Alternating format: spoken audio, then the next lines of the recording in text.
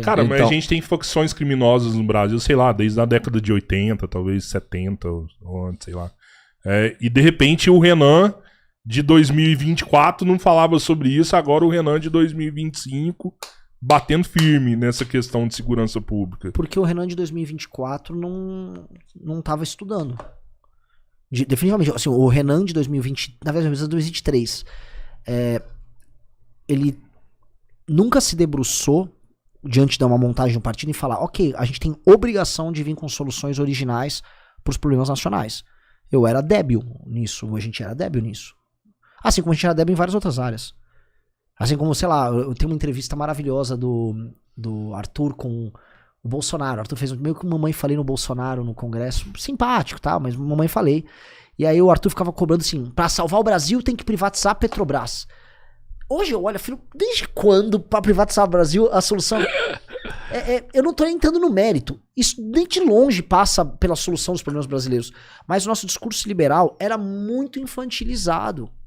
E aí depois a gente foi amadurecendo. Os mandatos ensinaram a gente a amadurecer. A participação em campanhas, a gente foi amadurecendo. E aí agora a gente tá montando um partido e falou, pô, eu vou montar um partido e eu vou ficar, o quê? Repetindo platitude? As intuições e as experiências nossas foram obrigando a gente a estudar e buscar novas soluções. Essa é uma solução que me parece natural. A forma como o crime organizado se protege da legislação brasileira e a forma como ele atuou de maneira ofensiva, invadindo os espaços institucionais. Então, ONGs fazem lobby em Brasília para passar a legislação sobre matéria prisional, para falar com o Ministério dos Direitos Humanos, com o Ministério da Justiça, com parlamentares. Isto acontece. Tem um filme na Netflix que chama O Grito, que foi feito numa joint venture do PCC e do Comando Vermelho. Tá disponível pra pessoa assistir na Netflix. Foi financiado com dinheiro do crime. E os caras estão lá naturalizando o crime organizado como se fosse a coisa mais natural do mundo. Se a gente achar que com a nossa legislação merda a gente vai combater isso, a gente tá fudido. Por que o cara entra no PCC? Por que o cara entra no Comando Vermelho? Grandiosa pergunta. Se eu for pensar... É que assim, o PCC é uma organização super complexa. Agora a gente teve em São Paulo a experiência de ver como é que funciona o complexo do roubo de cobre. Né? Como roubam um fio de cobre, quais são os ferro velhos que escondem o cobre. Tem todo um complexo. Então, ali é um empresário picareta que se associa com o cara do PCC. Esse cara se junta nisso, numa operação empresarial. Agora, pra gente pensar, que acho que é o em geral que todo mundo imagina, como entra o jovem que tá com a arma e... Já identificaram um garoto 15 a 24 anos, periférico, sem muitas expectativas, oriundo de uma família problemática, em geral, sem pai. Na verdade, você tem uma correlação mais forte entre ou mãe solteira ou mãe na adolescência com o filho tentado no crime, do que o índice Gini ou mesmo, sabe, pobreza pura e simples. Ou seja, às vezes o cara nem é tão pobre, quando comparado com outro pobre que tem o pai, sei lá, pai, mãe, filho, o cara tá numa igreja evangélica. Não tô nem falando da qualidade da igreja evangélica. Só dele ter o pai presente, a chance dele estar no crime é menor do que um cara que tem uma renda um pouquinho melhor, mas ele não tem uma construção familiar. Não tem uma estrutura familiar tão consolidada. Este cara, ele entra no crime e ele nem ganha muito. Ele ganha pouco. Só que aí ele tem que subir no ranqueamento e aquilo dá prestígio social, aquilo dá significado pro cara, aquilo dá um emprego pra um cara que já não seria muito capaz de muitas outras coisas, porque ele é oriundo de uma base familiar desconstruída, não deve ter ido muito bem na atividade escolar, ou seja, esse cara tá abandonado no mundo. Este cara é a matéria-prima que eles utilizam vamos dizer, matéria-prima não, né? Esse cara é mão de obra básica do crime. Esse cara, a gente tem que resgatar esse cara. Por que os pais estão abandonando os filhos? Cada vez mais mães solos. Os filhos, as mulheres, a família, né, no caso. Abandonando a família. Uma puta, assim, talvez eu não seja capaz de dar uma resposta firme nisso. O que eu sei dizer, assim, o número de... A gravidez na adolescência diminuiu nos últimos anos, mas as mães solteiras aumentaram. O que ainda tem um índice muito alto de gravidez na adolescência nas regiões norte e nordeste. E acho que a gravidez na adolescência incide muito mais sobre a formação de um menino problemático que vai entrar no crime do que inclusive a mãe solteira. Agora, a mãe solteira tá... A família desconstruída realmente é um problema social grande. Tanto que resolver esse problema é atacar a questão da educação, da segurança pública de maneira muito efetiva. Se você consegue... é nesse ponto que eu quero chegar, porque assim, são tantas variáveis envolvidas, né, que a gente tem que olhar tantos setores, né, de dar um bom emprego, né, da educação, do que sentar o dedo, entendeu? Essa questão da segurança pública, não, sim, é urgente, tá caótico, mas eu acho que sentar o dedo nesse momento, a gente só vai promover uma chacina e não vai resolver nada. É que o sentar o dedo é sobre recuperação de território. Se a gente estivesse falando, talvez, em 1987, em que a ocupação desses territórios ela era muito mais precária do que que ela é hoje, talvez essa discussão fizesse sentido. Hoje a ocupação é real, ela é concreta. Os negócios que são feitos lá, especialmente pelo PCC, que é mais profissional, são negócios bilionários. Não quero aqui tomar processo, mas vamos ser mais ousados. O PCC atua, inclusive, no Porto de Santos. Sim. Então todo mundo sabe disso. Todo mundo sabe da rota caipira que o PCC faz pelo interior de São Paulo. Muito tempo. Todo mundo sabe disso aí, todo mundo sabe como isso funciona.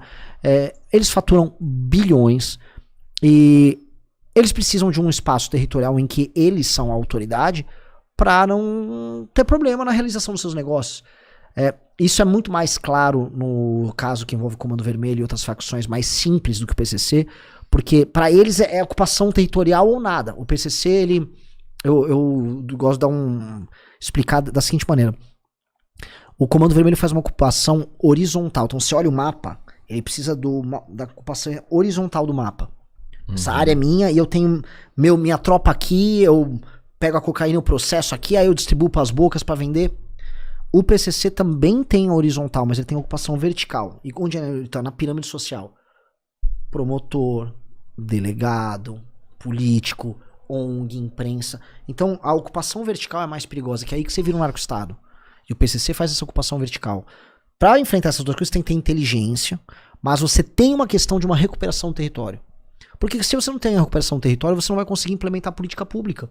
Como é que você vai implementar? A gente estava falando de várias políticas públicas. Como é que a gente vai implementar uma política pública de educação num bairro ocupado pelo Comando Vermelho? De maneira clara, você não vai conseguir ocupar. Você não vai conseguir fazer. Como é que eu vou fazer um processo de desfavelização que passa por outorgar título de propriedade para morador daquela favela, para que ele possa se bancarizar e eventualmente usar aquilo como um colateral no financiamento para um negócio? Cara, hoje não dá. Hoje a propriedade, que não existe, né? A posse precária do cara é garantida pela autoridade local, que é do Comando Vermelho. E se ele não gosta de você, ele tira você de lá. Isso acontece muito. O tempo todo. Então, como é que o Estado vai atuar ali? O Estado brasileiro tem que ter uma vitória militar sobre esses caras, política e militar, reocupar esse território, e aí ele tem que inserir essas pessoas dentro do país Brasil. De verdade, assim, elas têm inseridas economicamente, socialmente, escola, ocupação urbanística, que é o maior desafio social do Brasil no século XXI. Esse é o grande desafio social, porque a grande pobreza que tinha nos interiores, ela se acumulou nas cidades grandes. E ela virou um troço que é uma paisagem urbanística feia, é violento. É ali que tá a violência, é ali que tá a pobreza, é ali que tá tudo. Vamos resolver essa porra ali. Ali tem que ser resolvido e passa pela destruição desses caras. E por quê? Já imaginar, a gente tá vendo a guerra na Ucrânia, já esses caras têm drone. Ninguém tá falando muito disso. Já esses caras têm drone, já esses caras vão fazer a defesa territorial deles de outra maneira. A guerra vai ficar cada vez mais complexa. Sim. E aí, cara, a gente vai ficar olhando e falando, não vai acontecer nada até quando? Já esses caras estão dentro da máquina pública, como eles já estão. Já estão, né? Já estão. E o PCC, assim, em São Paulo tá muito avançado. A gente vai ficar fingindo, vai... Muitos falam que o PCC não é violento mais em São Paulo, porque já está estabelecido, né? Que geralmente o crime organizado ele impõe a violência quando ele vai se estabelecer em um território. Depois que estabeleceu, aí a violência começa a diminuir naquele local. E talvez... A justiça é limpa, né? E talvez, não tem sei violência, não. Você já sabe se você falar, arranca sua mão... Uma tomada de território, por exemplo, em São Paulo, aí a gente vai ver um PCC muito mais violento ali, né? Sim, é que não tem disputa em São Paulo. Agora, o Estado brasileiro é uma obrigação constitucional retomar o território. A questão minha sobre isso não existe autoridade brasileira sobre o próprio território se você não retomar o próprio território. A gente vai permitir uma libanização, não é a palavra certa, é uma balcanização, então você vai ter micronações. A coisa chegou o lance do Oruan pra gente era muito importante, porque tipo, ok, realmente isso tá muito absurdo. Realmente os caras estão divulgando em festas na televisão a autoridade do Comando Vermelho, o cara é filho do Marcinho VP, o cara esconde traficante na casa dele e as pessoas chamam ele pra um festival. O brasileiro tem uma capacidade de naturalizar um absurdo que ninguém, assim, é incomparável. A gente fala, não, eu vou naturalizar isso. Então o lance do Oruan foi tipo, não vou naturalizar. Não vou. Se a gente quiser ser um país, você imagina a China deixando isso acontecer? Você imagina, a Alemanha deixando isso acontecer? Não dá, cara. Você não pode permitir isso. Imagina a coisa que pra mim reflete o que é o Brasil.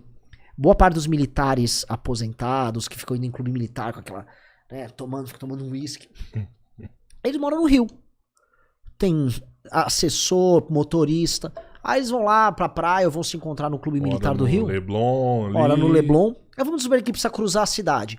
O militar brasileiro, às vezes um general, um almirante, ele desvia na favela, pra não, né, porque é a área do PC, ou do Comando Vermelho, desculpa, e vai até o local. Ou seja, um homem que é pago muito caro pelo Estado brasileiro para defender a integridade do nosso território, ele desvia do território do invasor e ele não liga, porque ele vai tomar a porra do uísque dele.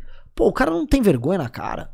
Os militares brasileiros não têm vergonha na cara. Isso aqui deveria ser a coisa que é mais mexer com o sangue deles, mas não mexe. Não mexe. Renan, não é porque ele tem medo. Não do traficante. Eu acho que do traficante ele tem coragem de enfrentar. Ele não tem coragem de enfrentar a mídia, a narrativa, sabe, a proteção que vai achocalhar esse cara como um monstro. Esse jogo é mais pesado. Você entende?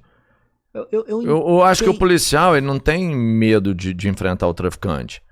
Ele vai morrer junto. Ele é um pobre também que tá trocando tiro com outro pobre que tá lá e ele morre.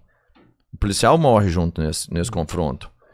Ele não tem salário, ele não tem nada, ele não tem nem apoio do Estado para fazer o trampo que ele é obrigado a fazer. Sim.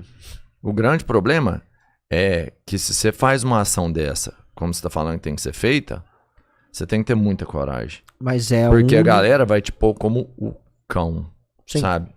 Você entendeu, né? Assim, eu tem uma narrativa muito mais forte, muito mais poderosa do que a bala do traficante. Sim, e aí o escudo dele é grande. E entra o lance do líder político. O líder político de verdade, ele tem que falar que ele é o escudo para as ações das forças militares. E, por exemplo, um governador do Rio, a gente tem um rapaz que vai ser por enquanto o nosso pré-candidato ao governo do Rio. Ele é bombeiro e o vice dele é do BOP, da Ativa. Do BOP, não é da Ativa. Ele falou, Renan, se eu for governador do Rio, se a gente ganhar, eu vou colocar a gente vai pegar, sei lá, o Complexo da Penha. Eu me mudo com a minha família pro Complexo da Penha. Eu vou estar com os soldados na operação. A gente vai fazer a operação. Porque ou você está com o cara até o fim e traz pra você a responsa, ou você vai ser um fingidor. Como foi o Eduardo Paes com as UPPs. Pacifiquei, não pacificou nada. Ou a gente vai e assume a responsa histórica de cumprir esse papel, ou é discurso. Não dá pra ser discurso. E não dá pra ser meia guerra. Não existe meia guerra. O enfrentamento, a guerra enquanto enfrentamento, é a última alternativa. O Estado brasileiro, ele já fez todas as tentativas possíveis. Já tentou integrar, já tentou fingir que não acontece nada, já tentou criar, vamos humanizar, não sei o quê, já tentou chamar o filho do Marcinho VP pra aparecer na TV, já tentou tudo. Todas as alternativas. O Brasil recebe investimento daquelas ONGs de George Soros, que é interferência na soberania nacional. Sim. De toda maneira, milhões e milhões de reais para justificar uma política penal que não funciona. Que tal a gente ir agora para reocupar o nosso território? E vamos eliminar e vamos prender de vez esses criminosos, os líderes especialmente. Quem tiver em conflito vai via óbito, vai falecer. E vai ser obliterado. Vai ser obliterado e restabelecer Cara, não só restabelecer a autoridade, é libertar aquelas pessoas, cara. Imagina um galera não vê isso. O que você acha da galera que fala que isso é um discurso elitista, de quem odeia pobre, coisa do tipo? Já me falaram que esse discurso é racista, inclusive. O que eu posso falar sobre esse discurso é, se um sujeito fosse plenamente racista e classista no Brasil, ele olharia os números que a gente tem de homicídio, os números envolvendo o crime organizado, e ele ficaria muito feliz. Porque no fundo, A maior parte dos homicídios são de jovens negros ligados à facção contra outros jovens negros ligados à facção. Então, em tese, se o cara fosse um racista canalha, ele estaria achando lindo o estado atual das coisas. O estado atual das coisas, ele é basicamente uma guerra em que meninos, em geral de 15 a 24 anos, se matam ali. Então, se o cara... Adolf Hitler chegou aqui e vai assistir, você falou, deixa os caras se matar. Pra que você vai parar essa guerra? A questão é, nós temos que parar essa guerra. Esses caras têm que parar de matar e morrer.